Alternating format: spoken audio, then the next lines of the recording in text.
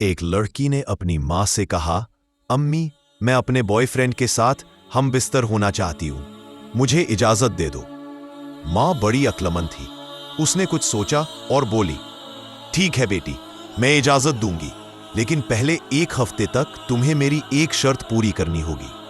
शर्त यह थी कि हर रोज सुबह लड़की बादशाह के महल के सामने जाए और जब बादशाह अपना काफिला लेकर निकले तो जमीन पर बेहोश की तरह गिर पड़े। फिर जो कुछ भी हो उसे आकर मां को सच सच बताए।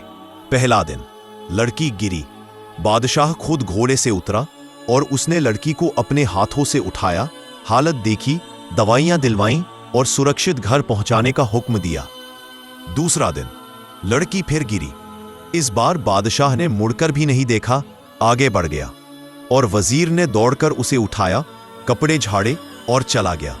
तीसरा दिन लड़की ने खास तौर पर वजीर के सामने गिरने की कोशिश की, मगर इस बार वजीर ने भी आंखें फेर ली और सेनापति ने आकर उसे संभाला। चौथा दिन सेनापति ने भी नजरअंदाज कर दिया, एक साधारण सिपाही ने उठाया। पांचवां दिन सिपाही भी नहीं रुके, रास्ते में चलते एक आम राहगीर ने रोककर उसे उठाया। छठा दिन लोगों ने पैरों से उसे रास्ते से हटाया, फिर एक भिखारी ने उसे उठाया और किनारे की तरफ ले गया। सातवां दिन कोई इंसान नहीं रुका, एक आवारा कुत्ता आया और उसके मुंह चेहरे को चाटने लगा। 7 दिन पूरे हुए तो मां ने बेटी को गले लगाया और धीरे से समझाया, बेटी, यही होता है इस समाज में।